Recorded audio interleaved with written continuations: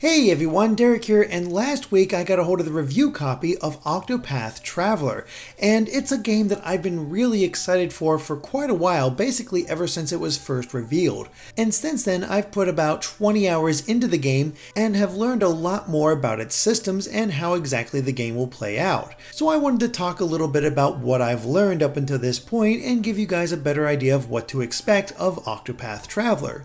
And we'll begin with actually picking your character. And you can pick any of the 8 right off the bat. There's no limitation whatsoever. It can be any of them that you want and you'll jump right into it. And if you've played the demo, you've likely seen it up to this point. And it's just a really interesting way to jump in and have something maybe a little different from the rest of your friends until you get all 8 characters. But here's something that you might not realize and will likely want to keep in mind when you're picking your first character. Because the character you choose first will always be in your party. There's no option to change characters into whatever setup that you want. Your maximum party size is 4, and of course with 8 characters, half of them are going to be benched. So the idea I had was just shifting back and forth between a set and sort of just evenly leveling them as I went along. But that's not actually possible, at least as far as changing out all 4 characters. You always have to keep the character you chose first in your party, which could be a good or bad thing depending on how it goes, but it also changes the backbone of what your character is able to do. And I personally chose Hannah first, who is a huntress and is able to recruit animals to her side and have different abilities through that. She's definitely more of a physical attacker and physical defender, but I really like the way she plays, and it just sort of worked out that I enjoyed that playstyle. So it's something to keep in mind when you're starting out. You won't have any difficulties there, but you will have that character with you at all times, which might not be something that you want depending on what kind of makeup you want your characters to have by the end of it. So it's something to keep in mind. But yeah, this is not a game where you pick one character, play through their entire story, and then move on to the next and have 8 different playthroughs. You can recruit all 8 characters in a single playthrough, and basically what happens is that as you go from town to town, you'll encounter the characters that you can recruit, and you can go in any order that you want. You may choose to pick one character in the north and decide to completely just circumnavigate the opening areas to get to the ones to the south and get that character first. It's not necessarily recommended, but it is something that you can do. There's a lot of freedom in which order you take on things. However, that's also led to something that people might not enjoy, and that's the fact that these characters really don't interact that much. You'll come across them, you'll have a little say, and then it'll play out as if you chose them for your first character, where you see their backstory and then get into the first dungeon and fight the boss. So there's a definite pattern for how you go from town to town, recruit a character, fight the boss, and move on. And that also meant that there were very few interactions between your characters, if any at all.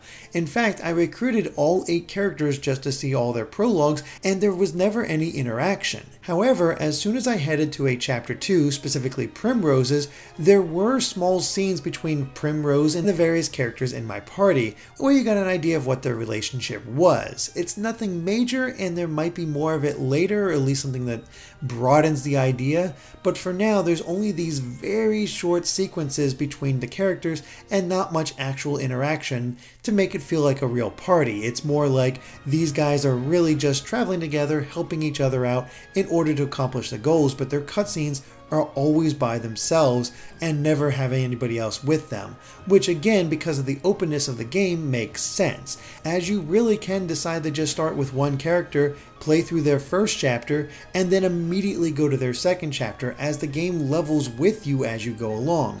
As you complete tasks, whether it's completing the first chapter of a different character or moving on to the second chapter of the character that you chose, the levels will increase as you complete that task. And it's a good way to just keep things moving and going along. And for the longest time, I really didn't have to grind at all, especially as I was just going from the first chapter to the next first chapter of each of the 8 characters. But as soon as I started heading towards Chapter 2, it definitely got a lot more intense, and I had to actually grind a little bit. Not for a long time, but definitely for a bit. And the battle system is good. There's definitely a sense of Bravely Default, but this is very different from that game, in the fact that you do earn things known as bonus points, which you can use during battle in order to have extra actions. And the basic conceit of the game, and you'll likely recognize this from the demo again if you've played it, is that each enemy has certain weaknesses and a level of shield, and by using the weakness against them you decrease the shield and open them up to more damage from every other player. And it very much follows this same idea, where you can see how it's all going along: break the enemy, cancel their turn, really beat on them and lay on that damage, and then repeat. And there's different ideas, there's different abilities for each character, and it changes things up. But it also hasn't really changed much from when I first started. Yeah, I have more characters, yeah, there's more options, but as far as the basic battle system itself, it's pretty static and doesn't really change too much, which is pretty standard, but there is a sense of repetition as I'm going along.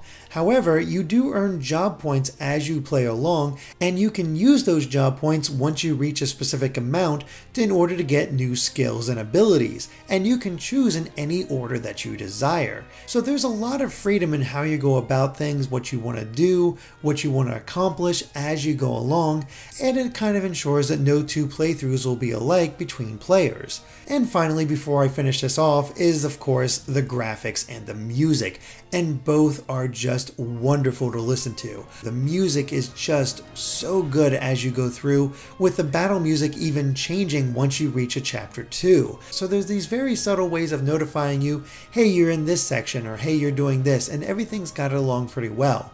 The graphics are wonderful, the water effects are some of the best I've ever seen, and it just really sells the look. Everything looks a little darker, especially around the edges, and I wasn't quite sure about the choice at first, but the longer I played, the more I got used to it. And yeah, the game really is beautiful. But I'll have more to say about that, the battle system, the storylines, and everything else once our review hits on Thursday, July 12th. So definitely look forward to that. I'll be playing plenty more to get more of a sense of what this game is all about.